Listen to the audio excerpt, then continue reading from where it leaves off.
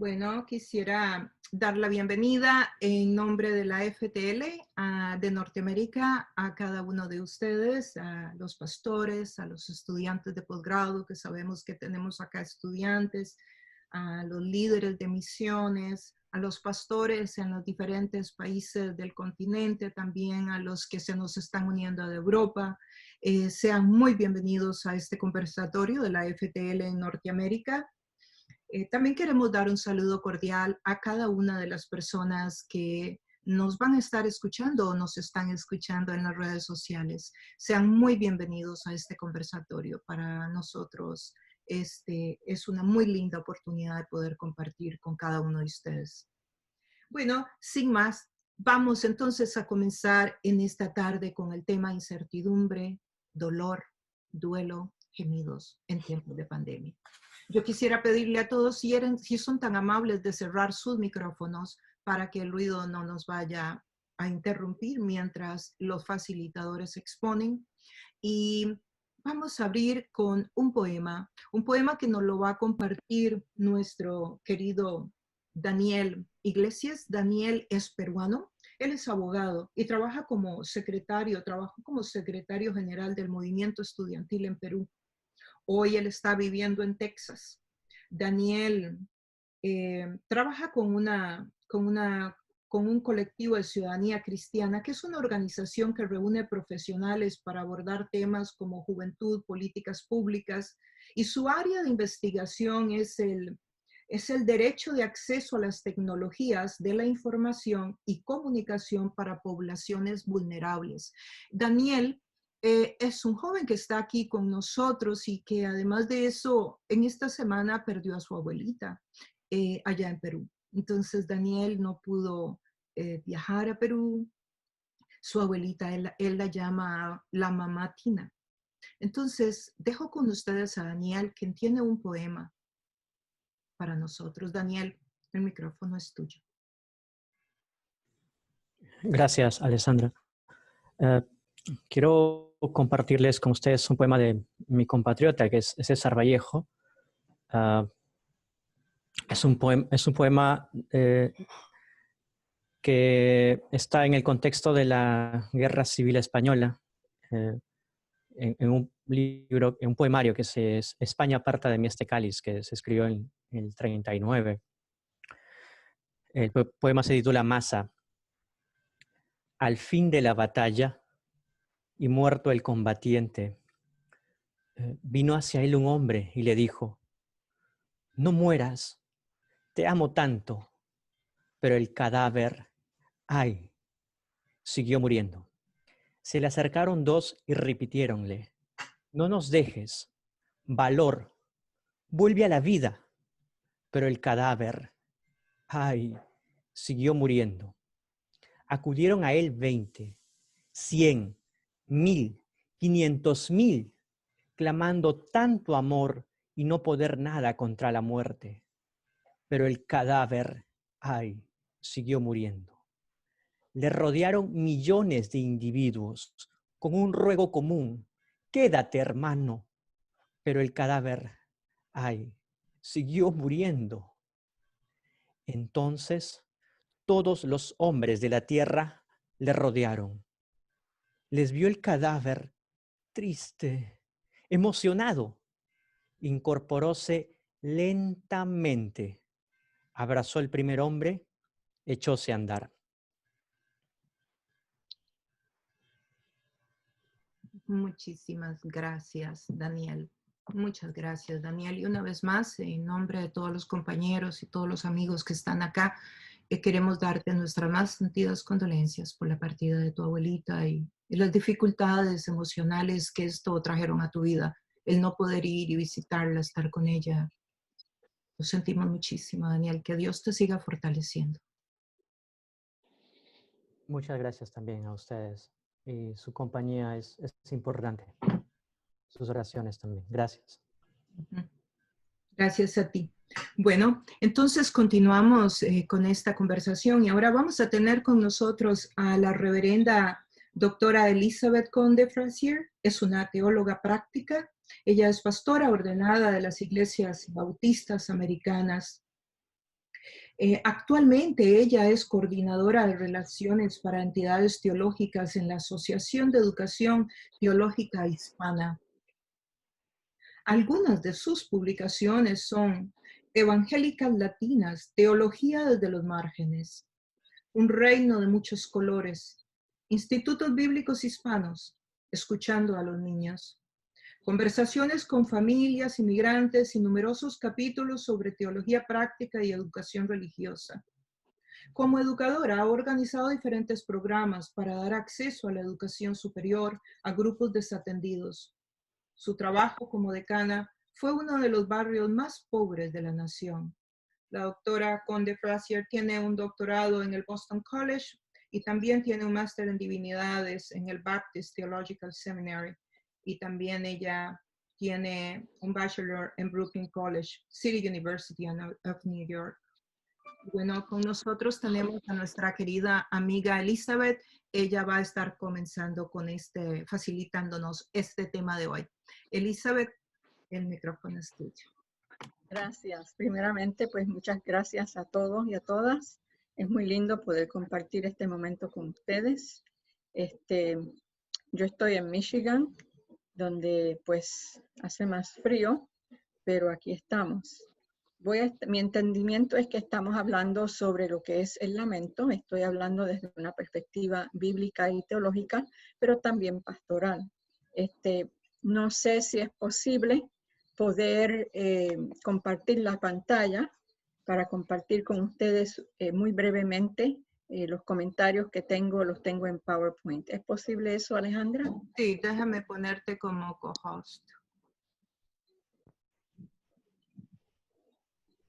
Ok, creo que ya puedes compartir, Elisa. Okay. No voy a estar compartiendo todo lo que hay aquí, pero sí solamente algunas de las vistas. Cuando nos lamentamos, lo hacemos porque creemos en Dios propiamente. Los salmos de David es porque él está creyendo en el Señor y por eso se está lamentando. Y no hay nada más en mí que pueda creer. A veces no puedo creer, pero hay algo muy profundo. Mi fe me dice que debo de creer, que creo, aunque no siento que creo en esos momentos, ¿verdad? Estamos como aquel hombre, aquel padre que le dijo a Jesús, creo, pero ayuda a mi incredulidad. Escojo poner mi confianza en Dios, aunque no lo siento en ese momento y me lamento porque siento dolor y estoy expresando ese dolor al Señor. El lamento es el espíritu mismo dentro de nosotros que sigue intercediendo con gemidos indecibles. Y mi lamento está tan lleno de fe y es tan santo como es la danza y como es también mis alabanzas. Estoy tratando de ir al próximo. Aquí estamos. Okay. Mi lamento entonces es un lloro al Señor. Y estoy llorando desde lo más profundo. Es un grito, es un gemido, es un sufrimiento. Es cuando se retuerce el corazón humano ante el dolor y puede tomar la forma de lágrimas, de sollozos, de gemidos, de coraje, de oraciones y de súplicas. Pero de una forma u otra el corazón humano se retuerce ante Dios y Dios nos está escuchando. El silencio de Dios no es porque no está presente, sino porque está escuchando y compadeciéndose juntamente con nosotros. Y ahí ven unas citas que pueden ir leyendo. El lamento, entonces, somos muy abiertos y somos honestos con Dios. No es el momento para reprimir los sentimientos y las luchas profundas. Y a veces el dolor se vuelve tan intenso que creemos que vamos a estallar. Cuando estamos en un momento así, pues estamos expresando emociones muy fuertes ante el Señor y estamos expresando emociones que a veces no nos atrevemos a expresarlas con otros. Quizás otras personas no pueden absorber esas palabras nuestras, esos sentimientos en ese momento. Y por lo tanto tenemos que creer que Dios puede manejar nuestras emociones profundas y podemos arrojar nuestro dolor, aún nuestra ira, nuestra duda, nuestra amargura y la desilusión a Dios. Y Dios puede absorberlo todo. De hecho, podemos hasta maldecir y Dios puede absorberlo todo, ¿verdad? Cuando tenemos un dolor tan y tan grande, excepto esos que hemos llegado a unos niveles muy píos, que estamos allá con los ángeles, pero el maldecir no es una cosa que está fuera de lugar cuando estamos en tanto dolor. Y Dios puede absorber esas cosas. Lo que no desea el Señor es que le ignoremos en nuestros momentos de dolor y que le tratemos como si no existiera o no le importara. Y ahí tenemos otros salmos que podemos ver como ejemplos. ¿Ves? Son nuestros sentimientos que en vez de tragarlos o correrlos, nuestros sentimientos los traemos a la presencia de Dios. Y eso es muy importante. Si nos tragamos esos sentimientos, lo que estamos viendo es que sentimientos de esa índole tan fuerte, hay partes del cuerpo que son más vulnerables que otras y esos sentimientos se van acumulando ahí y se van convirtiendo en unas tóxicas que se están acumulando ahí. Y a través de los años empezamos a enfermar por todo eso que hemos acumulado, que nos hemos tragado y que no hemos podido expresar. Entonces el lamento nos permite ser honestos y vulnerables ante Dios y la situación. Cuando hacemos esto, nos estamos parando en la realidad, donde encontramos a Dios y encontramos a nuestro prójimo, ¿verdad? Es importante poder quedar bien parados y desde ese contexto es que podemos pastorear, desde ese contexto es que Dios se hace verdadero en nuestras enseñanzas, sermones y en nuestra consolación a los demás. Cuando nos podemos parar ahí con Dios y con nuestro prójimo, esto nos permite tener verdadera compasión. El Salmo 13 es un salmo de lamento. Dice el Salmo, ¿hasta cuándo, Señor, me olvidarás para siempre? ¿Hasta cuándo esconderás de mí tu rostro? ¿Hasta cuándo he de tomar consejo en mi alma, teniendo pesar en mi corazón todo el día? ¿Hasta cuándo mi enemigo se enaltecerá sobre mí? ¿Cuántas veces está diciendo hasta cuándo? 4 veces. Considera y responde, oh Señor, Dios mío, ilumina mis ojos, no sea que duerma el sueño de la muerte, no sea que mi enemigo diga, lo he vencido, y mis adversarios se regocijen cuando ya sea sacudido. Entonces hay un cambio del lamento, porque podemos lamentarnos, entonces la fe va pasando como por una jornada y hay un cambio y dice, pero yo en tu misericordia he confiado, mi corazón se regocijará en tu salvación y cantaré al Señor porque me ha llenado de bienes. Fíjense el cambio. Podemos ver la trayectoria de la fe del salmista. Pasa por la prueba, la angustia, la duda, pero sigue confiando y ahora está seguro de que Dios le contestará. Su fe tiene buena base, no en sí misma, sino en la misericordia de Dios. Se basa en quién es Dios, la naturaleza de Dios, sus promesas y en que el mismo salmista ha experimentado este amor de Dios. Ahí es que se está basando. El lamento entonces vemos que es una confianza en Dios, que va brotando de nuevo, que hace alegre su corazón y la verdadera alegría es tener la salvación de Dios y su obra en la vida. Y la respuesta entonces al final, cantaré a Jehová porque yo confío en tu misericordia, mi corazón se alegra en tu salvación y cantaré porque me ha colmado de bien. Ahí podemos ver que quizás en ese mismo momento cuando nos estamos retrocediendo de dolor, en ese momento no podemos actuar fuera de nuestra pena. Y está bien, necesitamos permitir que ese momento esté presente entre nosotros y no ajorar a las personas. Pero me paro firme aún en ese momento, sigo firmemente en mi confianza en Dios, es que simplemente eso no es lo que mi corazón puede expresar en ese momento. Entonces, quiero pasar unas cosas aquí. La naturaleza del corazón es buscar expresar sus pensamientos, sentimientos, y cuando esos pensamientos y sentimientos son intensos, nuestros corazones buscan canciones, poesías, imágenes, el drama para elevar el dolor. La poesía que acabamos de escuchar es una poesía tan especial, porque nos deja ver el dolor, nos deja ver la muerte, y también frente a la muerte nos deja ver una esperanza, ¿no? Entonces, a veces en nuestras canciones estamos cantando nuestras oraciones y súplicas de ayuda, y otras veces estamos expresando nuestro dolor y llorando, y en otras oraciones, otras ocasiones estamos profesando nuestra fe y dando testimonio de lo que creemos es cierto ante el dolor. Son los gemidos indecibles del espíritu, del lamento. Y por eso a veces cuando estamos cantando y es un lamento lo que cantamos, estamos cantando para aquellos que en esos momentos su dolor quizás es tan grande que ellos mismos no lo pueden expresar.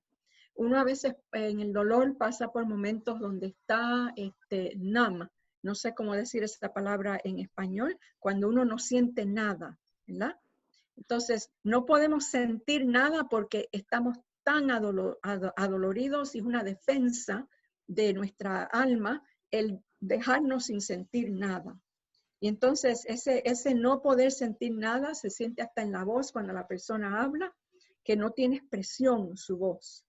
En esos momentos nada les toca, la alabanza de la iglesia no les toca, las oraciones no les tocan, se sientan, tienen los ojos abiertos todo el tiempo, pero como que yo no sé por qué estoy aquí. Pero cuando cantamos, cantamos para ellos. Nos convertimos en sus voces, y así el Espíritu Santo está levantando los gemidos indecibles de nuestros prójimos. Quiero pasar unas cosas aquí. Simplemente hay unas fotos de personas que han expresado sus lamentos leyendo la palabra y dibujando en la palabra según van sintiendo. Las diferentes expresiones que podemos ver. Y entonces hay salmos cantados y demás que tenemos también. Lo importante es que de la alabanza del lamento sale una proclamación de fe que no la habíamos visto antes. La fe se va profundizando y sale un llamamiento y una respuesta a servir. En Éxodo 3, Dios llama a Moisés y le dice: bien he visto la aflicción de mi pueblo. El pueblo está clamando al Señor y él ha escuchado esa expresión. Y entonces, cuando Dios comienza a hablar ahí, ha escuchado ese clamor, pero también dice: he descendido para librarlos de manos de los egipcios y sacarlos de aquella tierra, una tierra buena y ancha. Y dice: ven por tanto ahora y te enviaré a Faraón para que saques a mi pueblo.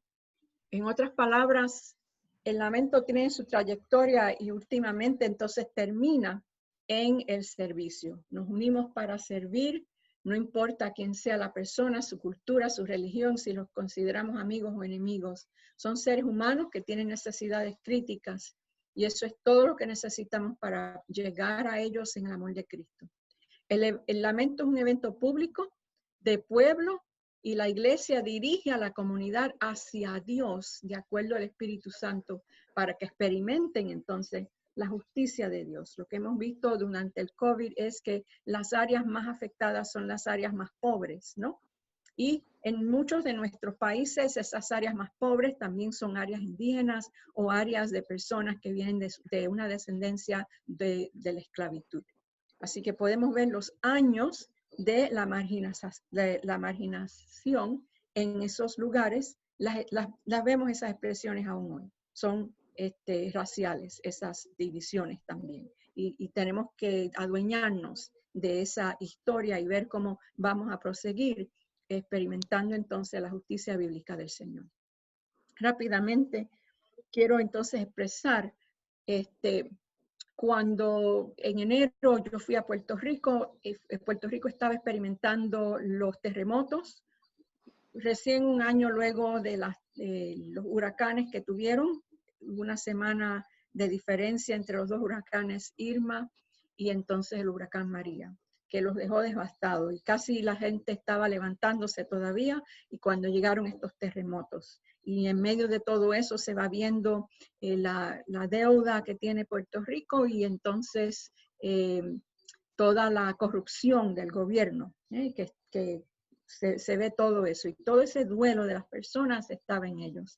Me invitó a una iglesia que estaba yendo de la parte noreste a la parte suroeste, donde estaban los terremotos, porque ellos estaban allí levantando lugares para ayudar a las personas, levantando las casas nuevamente, etc.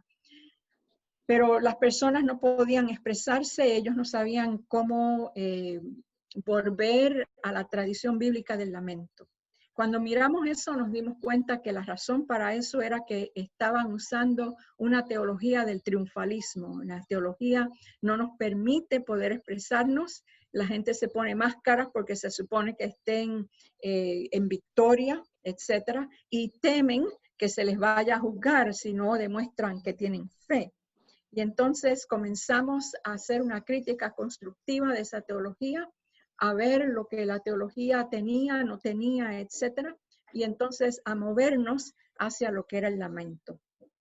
Ese día las personas entonces se dividieron en grupos para expresar sus sentimientos en poesía, drama, música, etcétera. Y fueron entonces los que usaron la música, por ejemplo, usaron el Salmo 13, y luego de cantar el Salmo, porque le pusieron música en ese mismo momento, luego de cantar el Salmo, hubo una voz, un solista, que está haciendo una oración intercesoria, como si el Salmo no terminara y la oración siguiera. Y luego entonces se levanta otra voz, que es la voz de Dios respondiendo. Fue un momento poderosísimo, en el cual todos pudimos experimentar el Espíritu del Señor, pero una manera tremenda. Hubo un silencio, it's like a holy hush, un silencio santo, donde podemos sentir y escuchar la voz de Dios.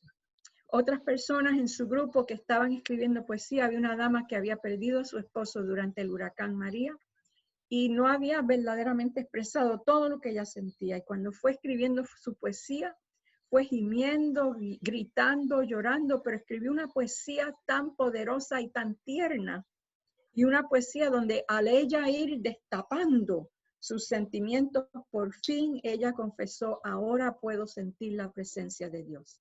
El lamento es muy poderoso. Esos ejemplos los doy para que nos demos cuenta que no estoy hablando solamente de alguna teología o lo que sea, sino desde un punto pastoral, donde pues nos tocó ayudar a que una comunidad entera fuera usando y expresando eso, y luego ellos fueron a esa parte de Puerto Rico y levantaron bajo una carpa donde la gente estaba durmiendo afuera, solamente con esa carpa. Allí entonces pudimos levantar las diferentes expresiones de drama, de danza, de cuadros que trajeron y todo lo demás. Y la gente entonces pudo llorar, pudo expresarse y les pudimos abrazar para que volviera a resucitar la fe y la esperanza en ellos, así como vimos en la poesía que nuestro hermano nos leyó. Hasta aquí mis comentarios, y creo que me quedé con 2 minutos que faltaban. Muchas gracias, Elizabeth. Entonces, ¿podrías cerrar tu pantalla? Claro que sí. Gracias, Elizabeth. Muchísimas gracias. Muy hermoso, muy lindo. Y bueno, y ahora vamos a tener con nosotros a nuestro próximo facilitador. Estamos muy agradecidos con ellos dos porque han preparado este material para nosotros, porque han sacado el tiempo para compartir con nosotros, y desde luego en esta conversación está invitadísimo nuestro Señor Jesucristo, que Él también esté aquí con nosotros, agregando y poniendo en nuestros corazones lo que necesitemos para continuar este camino. El pastor Jorge Galli es licenciado en Psicología, máster en Ciencias de la Familia. Él es director de programas institucionales en el Seminario Internacional Bautista de Buenos Aires.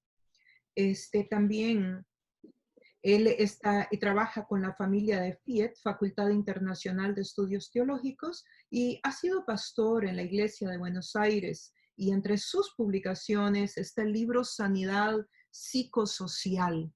Muchísimas gracias, Pastor Jorge, usted tiene el micrófono. Gracias.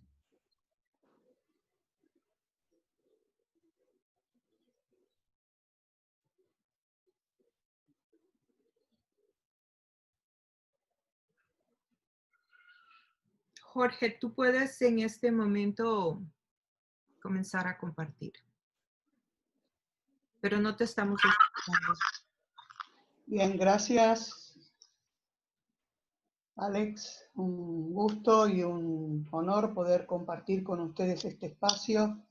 Evidentemente se están multiplicando, respondiendo un poco a una necesidad de encontrarnos y de sentirnos acompañados en este momento. Yo voy a tratar el tema el cuidado en un contexto de incertidumbre, duelos y gemidos. Sin duda alguna que estamos en medio de una crisis psicosocial que ha conmovido a toda la humanidad, una crisis que ha tomado de sorpresa a todo el planeta, una crisis por la cual y para la cual no estábamos preparados y que nos llena de incertidumbre respecto al futuro. Algunos dicen que después de esta crisis el mundo nunca volverá a ser igual, habrá un antes y un después de ella. En medio de esta crisis, mi propósito es reflexionar en torno a una palabra, y es la palabra cuidado. De tanto en tanto aparecen palabras que cobran fama, cierta notoriedad, cierta moda. Esa es la palabra cuidado. Prácticamente hoy no hay lugar donde miremos que no aparezca la palabra cuidado. Pero lo cierto es que no se trata tan solo de una palabra de moda. Pareciera que de repente el cuidado se ha convertido en la clave de la sobrevivencia humana. O nos cuidamos o perecemos. Una fórmula muy sencilla, pero de vital importancia si queremos seguir con vida. Desde el principio, Dios pone al hombre en la creación con la misión de cuidar de ella. El hombre, como mayordomo de esa creación, queda a cargo del cuidado de la creación. Pero no solo de la creación, déjenme ver si ahí está. El ser humano también queda a cargo del cuidado de su prójimo. Y eso lo podemos ver a partir de Génesis 4, en la pregunta que Dios le hace a Caín. ¿Dónde está tu hermano? ¿Dónde está tu hermano menor? Hubiera agregado yo. La respuesta de Caín también evidencia el descuido de Caín. ¿Soy yo el guarda de mi hermano? No es mi problema. De por sí esa ya es una frase violenta que surge a partir del descuido de su hermano. Algunas veces hacemos la de Caín, ¿verdad? Cuando vemos a alguien que cae en desgracia, nos preguntamos, ¿soy yo guarda de él? Bueno, por algo será que está así. Él se lo buscó. Nos encogemos de hombro y miramos para otro lado. En los Salmos, el tema del cuidado se ve casi como un hilo conductor de todos los salmos. La mayoría de ellos son una afirmación del cuidado que Dios tiene por nosotros. Y hay un salmo en particular que, aunque no menciona la palabra cuidado, me suena de una manera, resuena en mí de una manera muy, muy contundente. El Salmo 131, versículo 2, nos dice, al contrario, estoy callado y tranquilo, como un niño recién amamantado que está en brazos de su madre. Soy como un niño recién amamantado. Qué imagen de sentirse cuidado y seguro. Esta misma imagen del Salmo 131 está avalada hoy por la ciencia en la práctica pediátrica. Hoy se la conoce como teoría del apego seguro.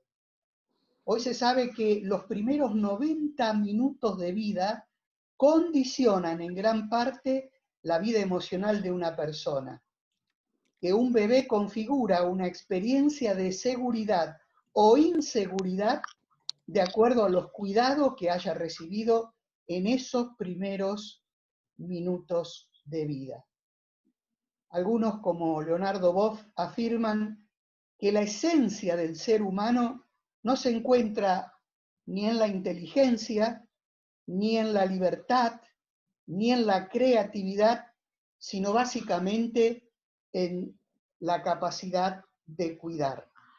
Desde el nacimiento hasta la tumba somos objeto y sujetos de cuidado. ¿Por qué es tan necesario el cuidado entre los seres humanos? Bueno, porque es la criatura más vulnerable. Es cierto, la más compleja, pero la más frágil. Y a mayor complejidad, mayor fragilidad. De todos los mamíferos, es el más necesitado de cuidados. Vean cuánto tiempo necesita un perrito, un potrillito. A los pocos días son independientes y ya los vemos retosar por el pasto y por el patio. ¿Cuánto necesita un ser humano para poder ser autónomo? Años, ¿verdad? Si una enseñanza nos está dejando esta pandemia es la fragilidad del ser humano. Frente a la ficción moderna que nos construye como seres individuales, independientes y hasta omnipotentes, la realidad nos devuelve a la condición del hombre, seres vulnerables, seres necesitados de cuidado. Pero no tenemos que ir muy lejos para fundamentar esta necesidad. Piensa en cuál es tu primer reacción cuando no te sientes cuidado. ¿Cómo nos sentimos frente al descuido de nuestra persona? Angustiados, enojados, solos. ¿Y cómo te sientes cuando te cuidan? Seguros, confiados, agradecidos. La experiencia humana de cada uno de nosotros en el día a día, en lo cotidiano, nos muestra la importancia de ser cuidados. Los invito a reflexionar en este tema a través de 4 preguntas que quisiera formular para tener un orden en el desarrollo del tema. Son 4 preguntas de carácter pastoral, que vamos a ver cómo desarrollamos. Las 4 preguntas serían: ¿cómo cuidar a otros? ¿A quiénes cuidamos? ¿Nos cuidamos a nosotros mismos? ¿Me dejo cuidar? La primera pregunta: ¿cómo cuidar a otros? Tal vez en este tiempo estás con la misión de cuidar a otros y te preguntas: ¿lo estaré haciendo bien? ¿Cómo hacerlo? Quizás lo mejor sería preguntar a quién estamos cuidando: ¿a vos cómo te gustaría ser cuidado? Escuchar al otro y conocer al otro ya es una forma de cuidarlo. Tanto mejor te cuidas y tanto mejor cuidas al otro cuando mejor lo conoces. Para cuidar al otro, entonces haríamos bien en ponernos en lugar del otro. ¿Por qué? Porque parece que hay algunas formas de cuidado que son tóxicas, negativas. Por ejemplo, el cuidado impuesto. El cuidado nunca se puede imponer, se puede proponer. El cuidado colonizador, te ayudo pero a mi manera. El cuidado paternalista, ese tipo de cuidado que genera más dependencia. Estas formas de ser cuidados son negativas porque desvalorizan al sujeto del cuidado. El objetivo de cuidar es la autonomía y el pleno desarrollo o el máximo desarrollo de la persona cuidada. Por eso es importante considerarla como sujeto de derecho y no como un objeto al que hay que darle la pastilla, asearlo o sacarlo a pasear. ¿Cómo cuidar al otro? El mayor bien será escucharlo. Y no solo escuchar sus palabras, también escuchar sus gestos, sus tonos, sus miradas, sus silencios. Creo que nadie se sentirá mejor cuidado que cuando se siente escuchado y respetado. Aquí encuentro el testimonio de Carmen. Esta es una mujer mayor que necesita ser cuidada, ella lo sabe y quiere y pide ser cuidada, pero también nos dice cómo quiere ser cuidada. Algunas expresiones de ella dice, ¿cómo quiere ser cuidada? Bueno, en principio, que me llames por mi nombre. No me grites, inclúyeme en la conversación. Si me vas a corregir, sé prudente, dame la oportunidad de decir lo que me pasa. No hagas bromas ordinarias. Explícame lo que vas a hacer antes de comenzar. Preocúpate en conocerme. Llama a la puerta antes de entrar a mi habitación. No te deshagas de mis cosas. Ellas siempre han estado conmigo. Pídeme permiso para abrir mi bolso, mi cajón, mi armario. Todavía puedo decidir entre lo que está bien y no está bien. Respeta mis gustos. Me gusta elegir la ropa, así seguiré siendo yo misma. Cuida mi privacidad, intimidad, pudor. Deja que haga todo lo que yo pueda por mí misma. Si te cuento cosas personales, confío en tu discreción. Ten en cuenta mis gustos y preferencias. Habla lentamente, con claridad. Mírame a los ojos. Mírame a los ojos. Este último pedido que nos hace Carmen, ¿cómo miramos al que cuidamos? A veces lo miramos como una bolsa de problemas y necesidades y no como alguien que todavía tiene mucho o algo para dar. La segunda pregunta, ¿a quién cuidamos? Bueno, cuidamos a los más frágiles, a los más vulnerables. En el Evangelio siempre escuchamos el llamado a cuidar al más débil, al indefenso. Si no hubiera vulnerabilidad, el cuidado no sería necesario. El cuidado siempre implica una relación asimétrica. El ser humano nace en un mundo asimétrico porque el recién nacido es absolutamente carente de autonomía. Esto nos lleva a pensar al cuidado como una responsabilidad, pero también como un peligro. El peligro de creer que puedo controlar al otro porque tengo lo que él necesita. Yo tengo lo que vos necesitás, lo cual nos hace pensar ya no en una relación asimétrica, sino en una relación de dominación. Las relaciones de dominación son aquellas donde hay un dominador y un dominado.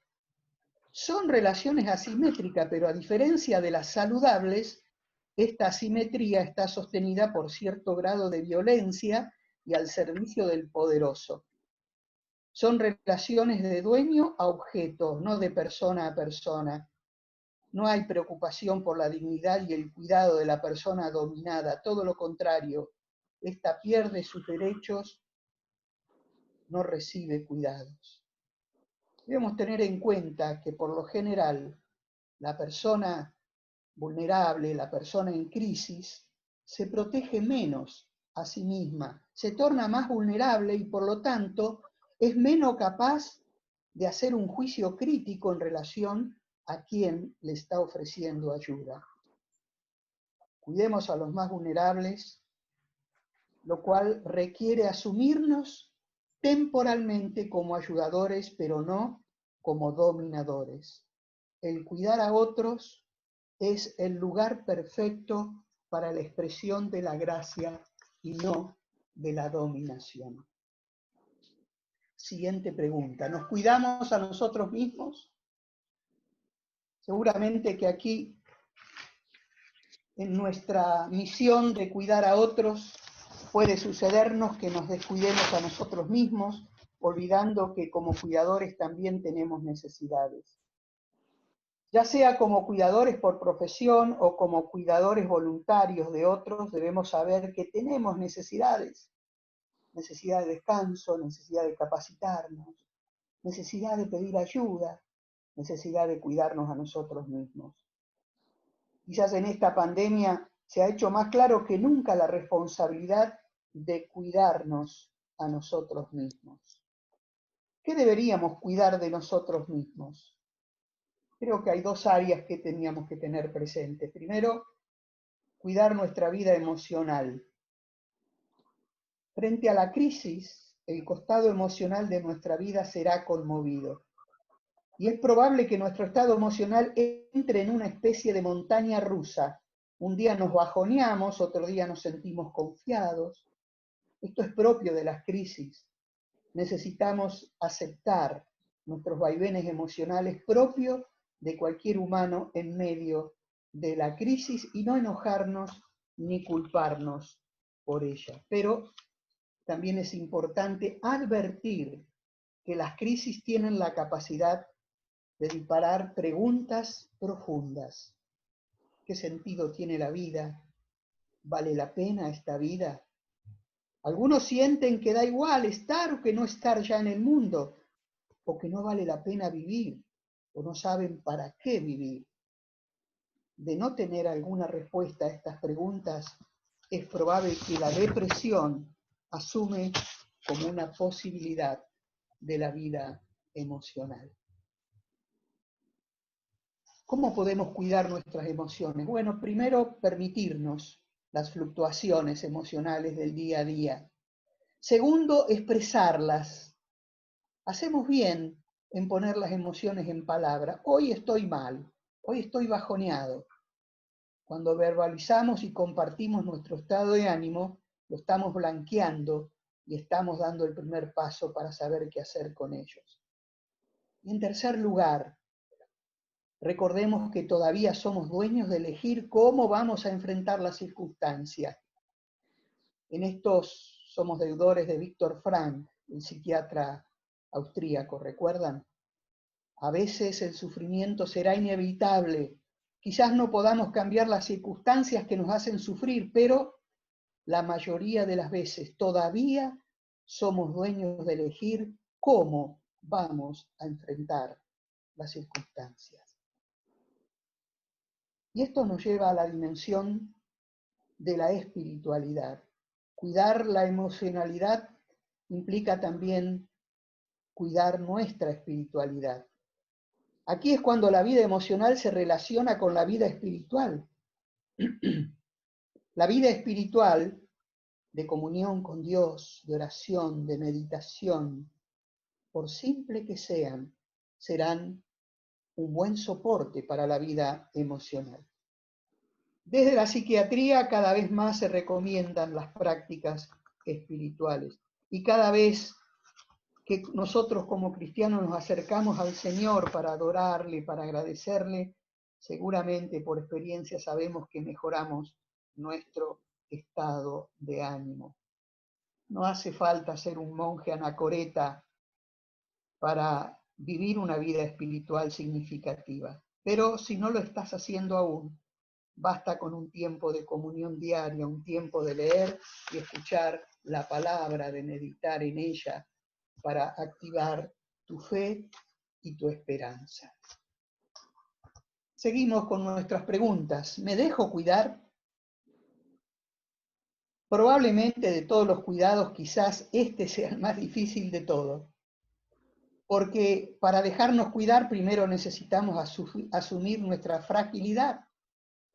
Tal vez hemos pasado toda la vida cuidando de otros y no nos quejamos, fue una bendición. Respondimos a un llamado, pero quizás hoy ya estamos necesitando dejar que otros nos cuiden. Para dejarnos cuidar debemos volver a tener presente aquella relación asimétrica que mencionábamos. Solo que ahora somos nosotros los que estamos del lado del que recibe los cuidados, de un lado al cual no estamos acostumbrados a estar, ¿verdad? ¿Y cuánto nos va a costar? Pero recordemos que aún desde el lado de la vulnerabilidad tenemos no solo la necesidad, sino el derecho a pedir que nos cuiden y que nos cuiden bien, que nos cuiden a cada uno de nosotros individualmente. Vamos concluyendo con este tiempo. De estas reflexiones, entonces, alrededor de esta palabra, surge una nueva mirada al tema de las relaciones interpersonales y al tema del cuidado. A mí me deja el valor y la necesidad de cuidarnos unos a otros. Hay un proverbio africano que dice: para educar a un niño se necesita toda una tribu. Si prestamos atención al cuidado, puede ser que estemos entrando en un nuevo paradigma de relacionamiento entre los seres humanos. Ya desde antes de esta pandemia, en diferentes círculos de educadores, de madres y padres, de economistas y aún de teólogos, se viene pensando en una necesidad de repensar el modelo hiperindividualista para volver a un modelo de cuidado mediante redes comunitarias. Y esto nos lleva a pensar a la Iglesia entonces como una comunidad de cuidado. Sabemos que el cuidado empieza por casa y primero, claro, proveer para su propia familia, como Pablo le aconseja a Timoteo, ¿verdad? Pero la Iglesia también es responsable por el cuidado hacia la afuera. La Iglesia debe estar a la altura de este paradigma, no solo para el cuidado mutuo unos a otros, sino para el cuidado de la afuera. El cuidado debe representar entonces una nueva forma de relacionamiento entre los seres humanos, una nueva dimensión misionológica de la Iglesia como cuidadora del mundo y no solo de sí misma, la Iglesia como cuidadora de la creación, la Iglesia como cuidadora de los sistemas políticos y económicos que garanticen los derechos de todos, la Iglesia como cuidadora de la equidad de género, de los inmigrantes, de la infancia todavía invisibilizada en tantos lados. Vamos concluyendo entonces con esta propuesta pastoral. Les recuerdo entonces estas 4 preguntas para después reflexionar juntos, si les parece. ¿Cómo cuidar a otros? ¿A quién cuidamos? ¿Nos cuidamos a nosotros mismos? Me dejo cuidar. Muchas gracias.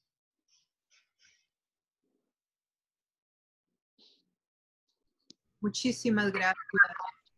Muchísimas gracias, hermano Jorge. Muy agradecidos por este tiempo y por lo que ha estado compartiendo con nosotros.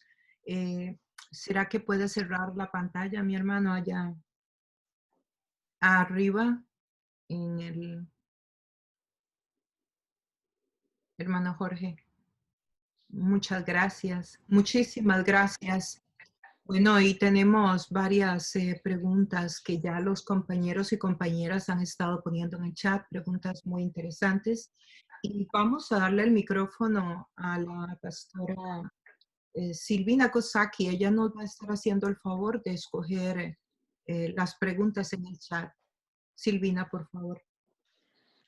Bueno, todas son, por supuesto, muy interesantes y nos gustaría, pero también tenemos un tiempo, ¿verdad? Entonces vamos a ir avanzando en la medida que tengamos el tiempo para ir incorporando las nuevas preguntas, lo vamos haciendo. La primera que me gustaría presentar es para la doctora Elizabeth.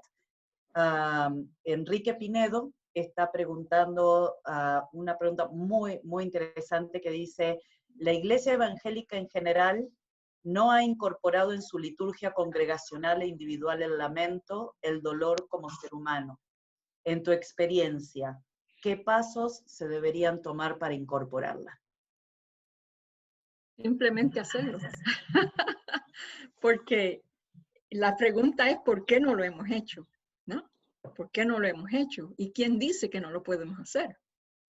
Y entonces es simplemente entrar a hacerlo. Ahora, si estamos en un contexto donde ha habido una teología de triunfalismo tan fuerte, tenemos que hacerlo entonces y llevar ese momento con una interpretación de todo lo que se está haciendo, ¿no? Así que, y tener variedad de expresiones en la liturgia.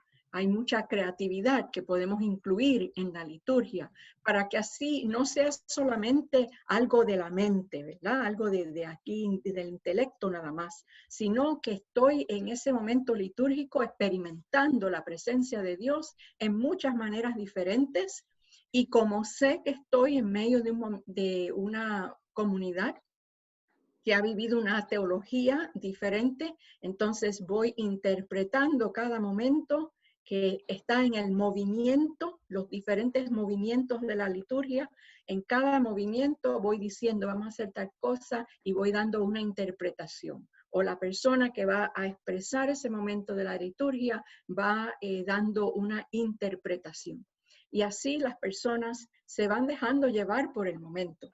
Si lo estamos haciendo en momentos donde verdaderamente está la necesidad, créanme que el Espíritu se mueve de tal manera que entonces las personas sienten un alivio de qué bueno que estamos teniendo este momento de lamento, porque es propicio el momento. Así que comenzar a hacerlo. Largarse, digamos, ¿no? Animarse. Animarse. Amén. Gracias, doctora. Bueno, Steve Turley no pone para quién la pregunta, así que tanto doctora Elizabeth o el pastor Jorge, si quieren contestarla, dice, cierto que no podemos imponer cuidado a nadie. Muchas veces mi gente no responde cuando les pregunto cómo están o cómo les puedo servir. ¿Cómo cuidar a la gente que no quiere responder, que no quiere hablar sobre su dolor? ¿Cómo escuchar si ellos no quieren o no pueden expresar cómo se sienten? No sé si quiera responder la doctora o el pastor. Puede ser cualquiera de los dos, el doctor quizás, porque ya yo respondí a la primera, y luego si hay algo que deseo añadir, si se me brinda la oportunidad. El doctor. ¿Pastor Jorge? ¿Está ahí? Sí. La verdad es que el hablar es solo un canal de comunicación. A veces la persona no va a expresarnos verbalmente lo que siente, pero tiene otras formas de expresarse desde lo gestual y aún desde el silencio, ¿verdad? El silencio habla. Y creo que en esos momentos está bueno esto que recién decíamos, el cuidado no se puede imponer, y el segundo momento de ese diálogo de parte del cuidador también sería guardar silencio. Y en ese silencio le estamos diciendo que respetamos su silencio, que entendemos su incapacidad de poder verbalizar lo inefable, y en ese diálogo de dos silencios que algo están o mucho están comunicando, probablemente ya se esté dando este primer momento del cuidado. Gracias, pastor. Doctora. Sí, el pastor habló muy bien, es un primer momento en el cuidado. Un momento que le pueda seguir, entonces, una vez hay ese rapport, esa relación en el silencio que se va formando, entonces sería ayudar a quizás a sorprender a la persona con un gesto pequeño de gracia.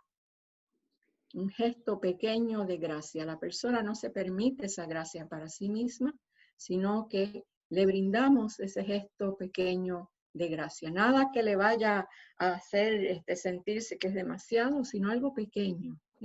Y la persona siente, oh, fíjate, yo no me había dado ni cuenta que me hacía falta eso, pero qué bien me ha llenado, qué bien me ha saciado algo. Y sorprende a la persona en ese sentido, pero como es pequeño, lo suficientemente pequeño, la persona puede recibirlo, es una sorpresita, pero es una gentileza, una bondad, una gracia especial.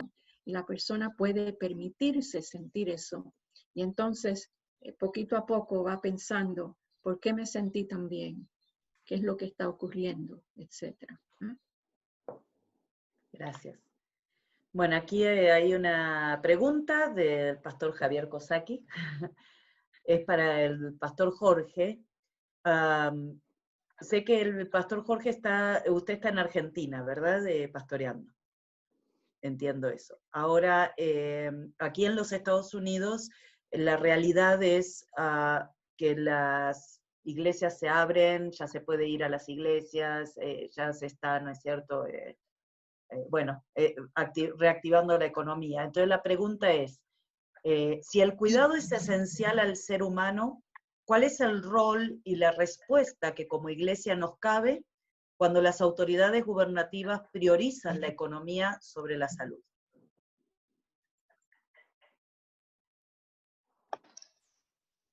Bueno,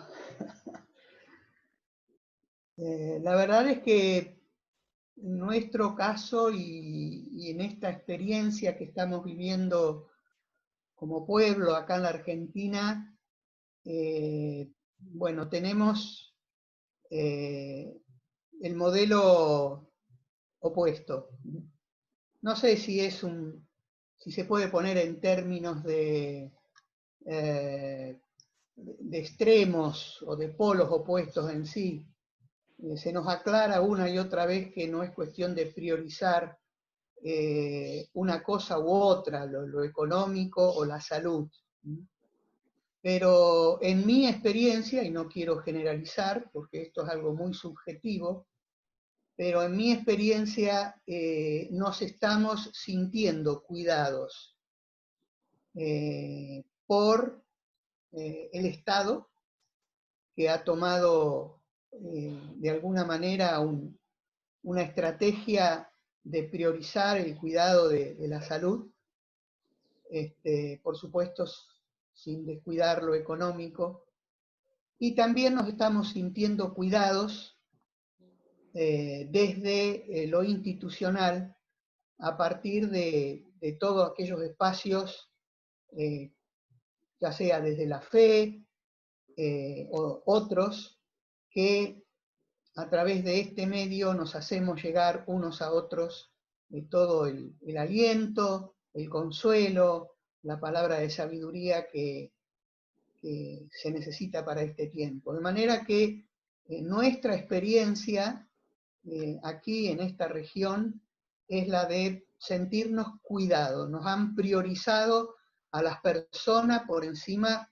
de, en este caso, los resultados materiales, ¿no? ¿Está bien? Bueno, gracias, pastor. También para el pastor Jorge, el hermano Fernando Dávila está preguntando si el cuidado es parte esencial de nuestra identidad y misión como cristianos. ¿Por qué hay tanta falta de cuidado pastoral en nuestras iglesias y los pastores son más gerentes y administradores que pastores del rebaño del pueblo del Dios? Al menos esa es la realidad en los Estados Unidos. Bueno, creo que en tu pregunta ya está la respuesta, hermano. Justamente por esa segunda parte que vos señalás, creo que los pastores dejamos de tener olor a oveja y estamos teniendo más olor a micrófonos, a show, a plataforma, a luces de neón. Y seguramente ahí sí, esta polarización sí se hace sentir. Y hay un clamor, hay un gemir que surgen de parte del pueblo en sentirse no cuidados. Creo que necesitamos hacer una revisión profunda de ese modelo de gestión pastoral donde el pastor hoy representa casi una figura inaccesible para el común de los fieles que quieren llegar con sus preguntas, con sus necesidades, con sus miserias, ¿no? Entonces, esto es un llamado de atención para todos, pero creo que la respuesta está ahí. Estamos mirando a otro lado los pastores. Gracias, Pastor.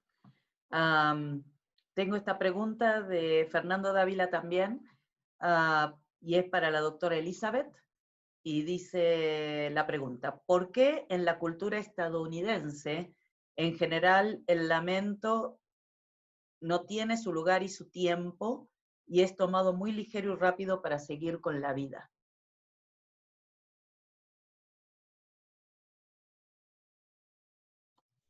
En Estados Unidos hay muchas culturas juntas.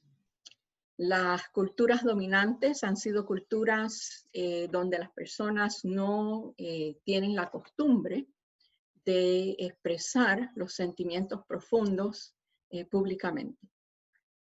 Para ellos es muy difícil, no es parte de quienes son. Así que eso es una parte, ¿no? Que simplemente son expresiones diferentes de otras culturas. Y los latinos, que sí solemos ser más expresivos en esas áreas, somos minoría aquí. Lo otro es que estamos en un momento, es bien personal, bien individual ese momento de luto, así lo consideran, y la persona entiende que no debe de afectar a los demás cuando está en un lugar público, así que guardo mi vida interior, prosigo en la vida, voy al trabajo, hago todo lo que siempre he hecho y hago como que estoy en la normalidad de nuevo. Mi vida privada entonces es donde puedo expresar mis sentimientos, pero públicamente no.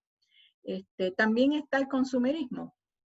Hace unos momentos atrás hablamos un poco de eso. La economía es la maquinaria que tiene prioridad. Por ejemplo, el gobernador de Texas le pidió a las personas que se sacrificaran por la economía para que sus hijos pudieran tener un futuro. Hizo eso frente al COVID en estos momentos. Sí. Así que no hay tiempo para el luto porque la prioridad es el consumerismo y no es el ser humano. Gracias, doctora. Hay una pregunta más de Gretchen, y es para Jorge, para el pastor Jorge. Gretchen pregunta: ¿cómo cultivar esta postura de cuidado en los varoncitos al criarlo? Linda la pregunta porque nos saca del COVID y nos mete en el diario de hoy, de ayer y del futuro, ¿verdad? Gracias, Gretchen. ¿Se la hago otra vez, doctor? ¿Pastor? No, está bien, gracias. Creo que hemos asociado este valor del cuidado con lo femenino. Y la verdad que esto está casi incorporado y naturalizado prácticamente en todas las culturas. A la mujer se le ha reducido al espacio privado para cuidar, al hombre al espacio público para producir. Y bueno, creo que esto para nada está dentro del plan de Dios. Entonces creo que desde la iglesia y desde la pastoral tenemos que realizar toda una reeducación de los varones, porque creo que hasta este momento la mayoría de los varones somos analfabetos emocionales. No sabemos cómo expresar las emociones. Es más, hasta está mal visto en ciertos círculos expresar esas emociones. Nosotros con el tango argentino tenemos muchos tangos que expresan esta necesidad de reprimir el llanto, la ternura, el cuidado. Frente a esta realidad cultural, creemos que desde la Iglesia nos debemos una docencia, una pastoral, en la que podamos empezar los varones a sentirnos parte de la expresión del cuidado y de la ternura, sin por eso perder nuestra condición de varones.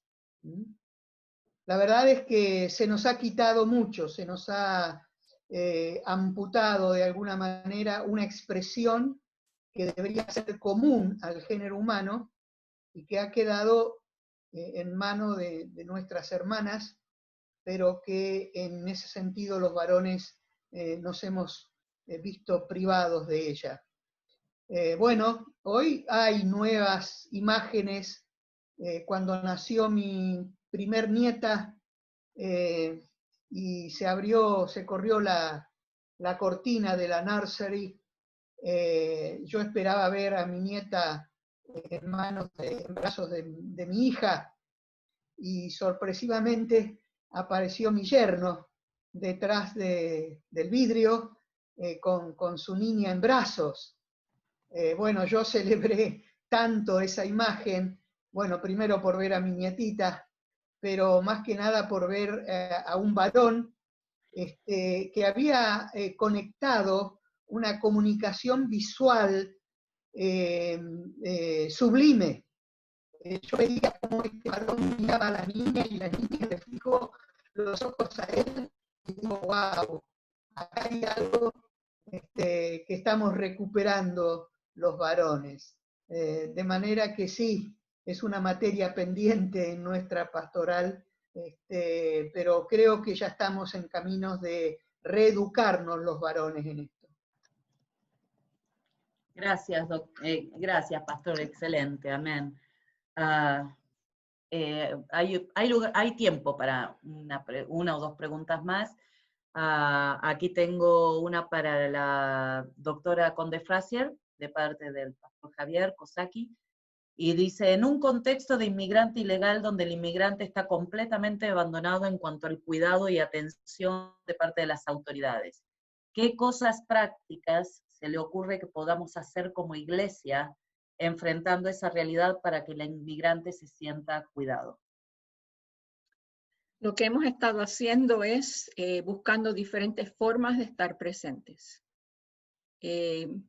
Abogados, abogadas son los primeros que tienen entrada a los lugares de detención y ellos no entran solamente para hablar de cosas de la ley, sino que entran, primeramente son las iglesias los que están pagando que esta persona vaya allí, y entran con mensajes de su familia, mensajes de personas de la iglesia, expresiones lindas que ellos pueden traer para que la persona se sienta que no está solo ni sola allí, sino que tiene la presencia de otros. La protesta alrededor de estos lugares también es importante.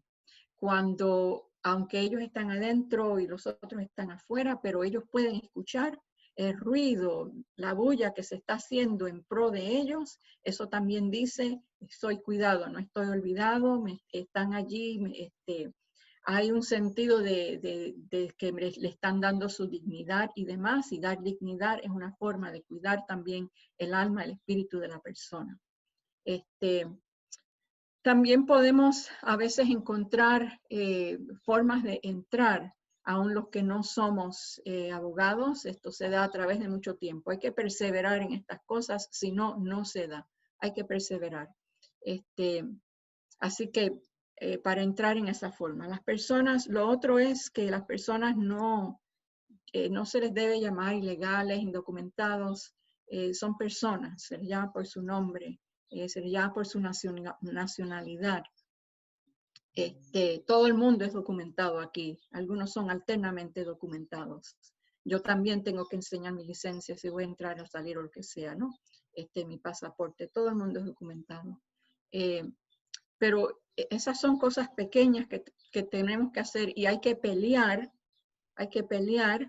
por llegar esas expresiones a las personas.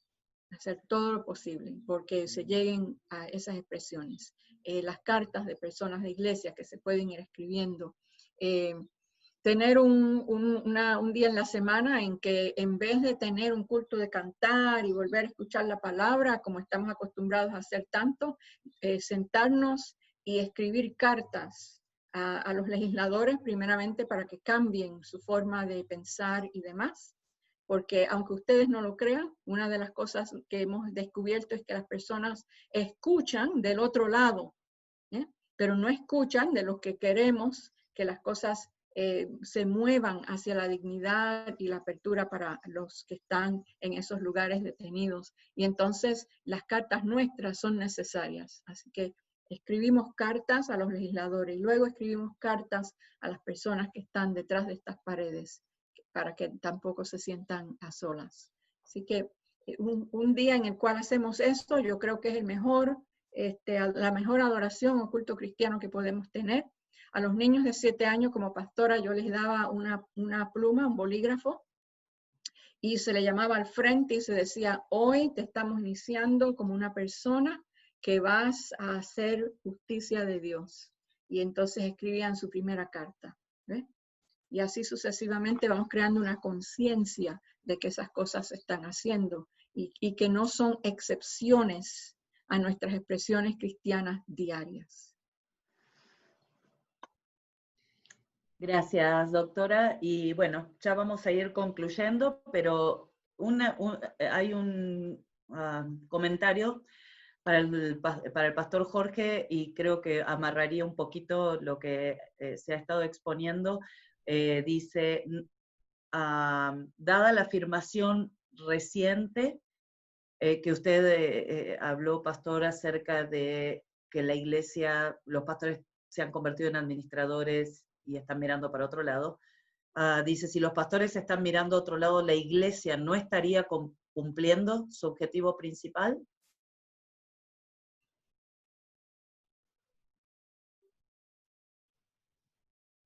El micrófono. Gracias.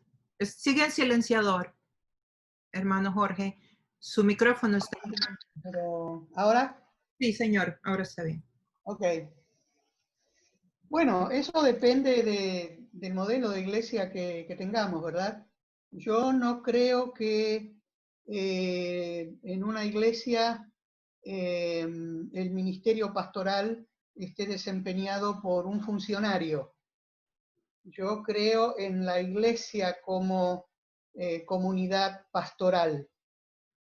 De manera que, bueno, si un pastor está mirando para otro lado, todavía nos queda el recurso de que esa comunidad pastoral puede estar atendiendo y cuidando a los que necesitan. Recuerdo el año pasado, al salir de un culto donde fui invitado a predicar, al salir, bueno, el pastor me acompaña adelante, saludar a la gente, y pasa una ancianita y el pastor la presenta y dice, esta hermana se bautizó la semana pasada. Y entonces, qué bien. Y se me ocurrió preguntarle, hermana, ¿qué le hizo quedar en esta iglesia? Y ella me respondió, lo que me hizo quedar en esta iglesia fue el abrazo que me dieron a salir del culto. Yo dije, gloria a Dios, no fue el sermón del pastor, no fue la arquitectura del edificio, no fue la sana doctrina, fue el abrazo que alguien le dio ahí de paso y que le hizo sentir parte de esa comunidad. Entonces yo no me preocuparía tanto si podemos partir de este modelo de iglesia.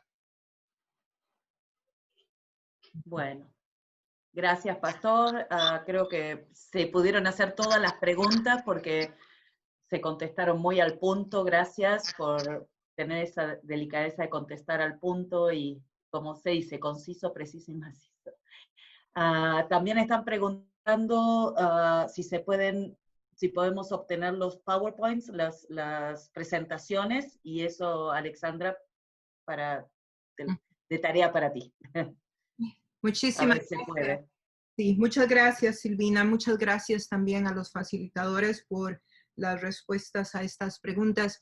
Quisiéramos dejarles con una pregunta, una última pregunta para cada uno de los facilitadores.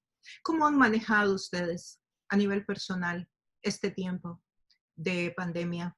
¿Qué nos pueden compartir de lo que deseen compartirnos? ¿Cómo han manejado esta situación de incertidumbre en sus vidas personales, de dolor por la comunidad, de duelo si han tenido que vivirlo? Elizabeth primero y luego Jorge.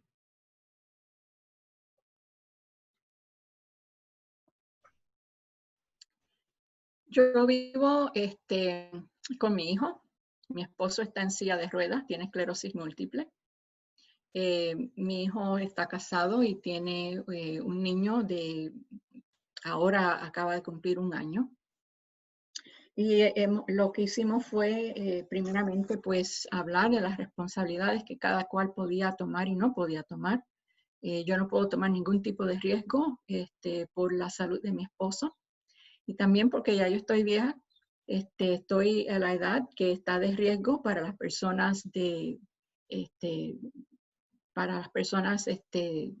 tener que tener cuidado sobre el COVID.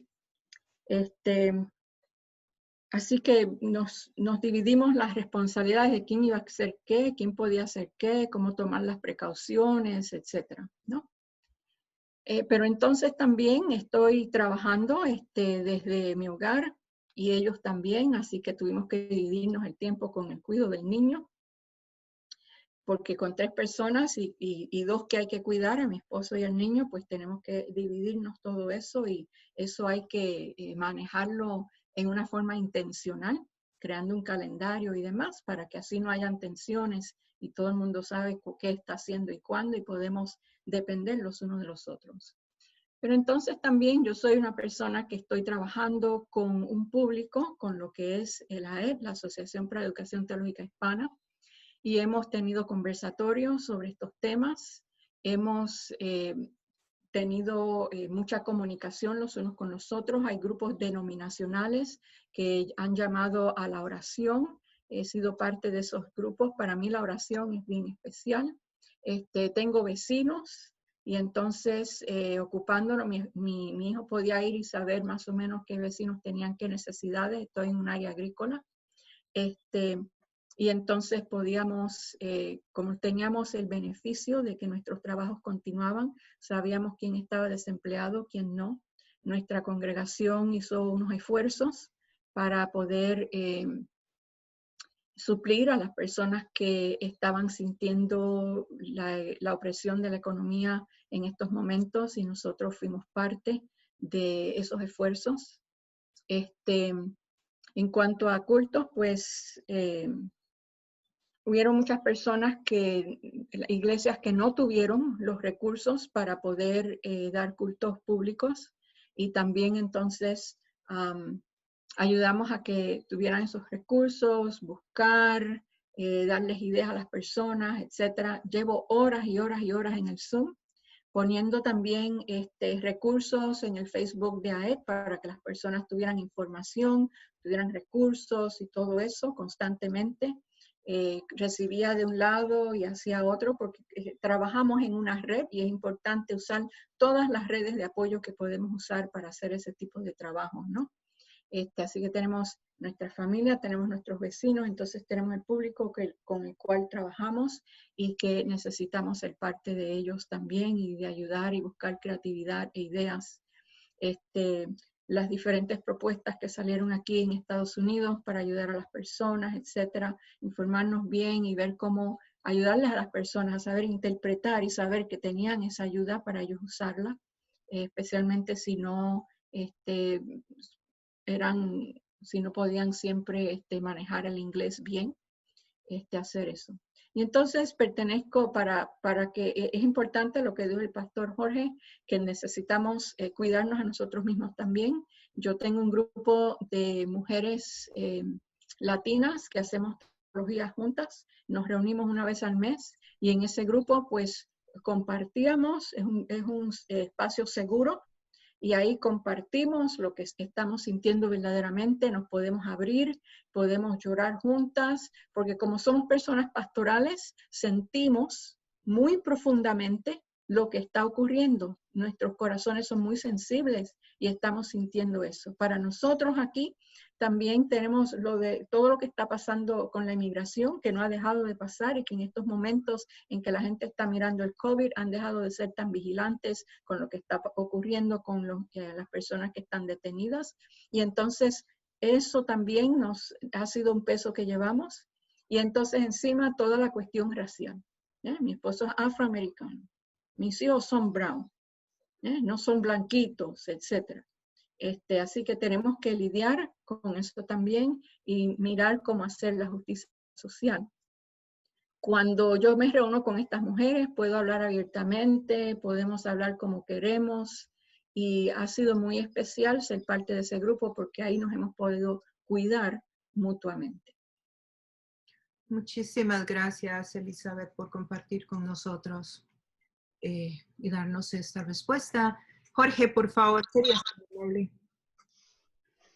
Sí, bueno, con mi esposa tuvimos 5 hijos y los 5 ya volaron, están cerca, pero acá la cuarentena es muy estricta, así que hay que tener permisos especiales para poder circular por la calle, de manera que estamos comunicados desde la tecnología, pero desde hace 4 meses con los hijos y las nietitas no nos vemos. Así que bueno, con Rosalía, mi esposa, cumplimos 52 años de casados y esto nos ha generado una oportunidad de volvernos a conocer de alguna manera, porque en este contexto de convivencia 24/7 no lo teníamos previsto, pero creemos que lo estamos disfrutando de alguna manera. Y la verdad es que es el día a día. Día a día vamos generando como nuevas estrategias, como nuevos recursos o nuevas formas. Estamos ocupados durante todo el día. Yo tengo mi trabajo en la educación, en el seminario. Mi esposa también es educadora. De manera que trabajo hay, pero bueno, el día a día lo vamos resolviendo así. Tratamos de no ver muchos medios, mucha televisión, más que lo necesario para saber si hay alguna novedad.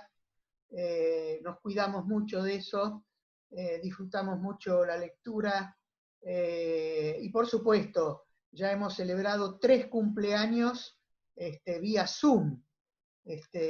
Así que eso ha sido muy creativo, por supuesto, a años luz de lo que significa la mesa familiar latina, donde nos encontramos y nos reímos, y aquí en la Argentina nos comemos el asado a la parrilla inevitablemente. Todo eso falta, pero vamos sobrellevando el día a día.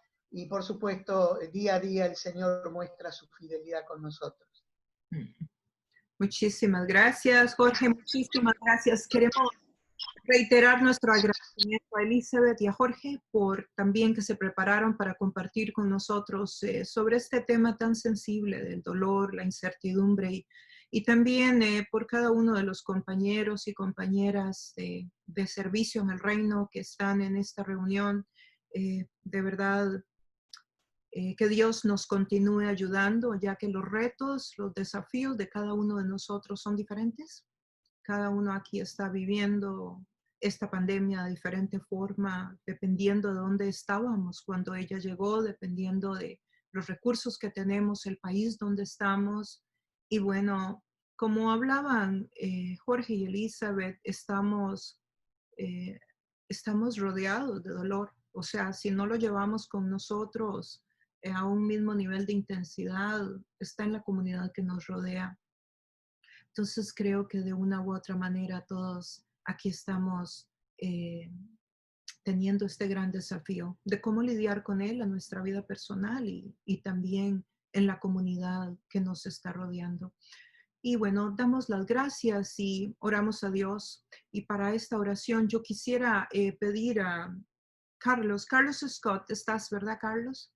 Si nos haces el favor de orar por todos nosotros para que Dios nos continúe ayudando y también en agradecimiento a Jorge y Elizabeth que nos compartieran. Carlos, ¿puedes tomar el micrófono? Señor, estamos tan agradecidos por este tiempo que nos has regalado. Sentimos el oxígeno de tu Espíritu Santo, que es lo que más necesitamos en esta hora. Y gracias, Señor, por tu Espíritu, que es el que nos anima, que nos ayuda a mirarnos a nosotros mismos, ver realmente hacia dónde nos querés llevar, qué querés hacer aún el día de hoy con nuestras vidas. Y te damos tantas las gracias, Señor, por Elizabeth, por Jorge, por la palabra que nos han traído en este tiempo. Era algo que realmente necesitamos. Y gracias por la comunidad, Señor, gracias por tu iglesia, gracias por ser comunidad unos con otros. Ayudándonos, Señor, a avanzar, a recrearnos como comunidad, como iglesia. Señor, te decimos en esta tarde que te amamos profundamente y gracias por auxiliarnos. Nos despedimos, Padre, con tu bendición, en el nombre del Padre, del Hijo y del Espíritu Santo. Amén. Amén. Muchísimas gracias a cada uno de ustedes. Muchísimas gracias, Carlos, por esta oración. Y bueno, seguimos juntos en este camino acompañándonos porque precisamente estas conversaciones fueron creadas para acompañarnos en estos tiempos de pandemia. Por eso las estamos haciendo y la hemos abierto a toda la comunidad de liderazgo que se nos quiera unir, porque queremos acompañarnos y caminar este trecho del camino juntos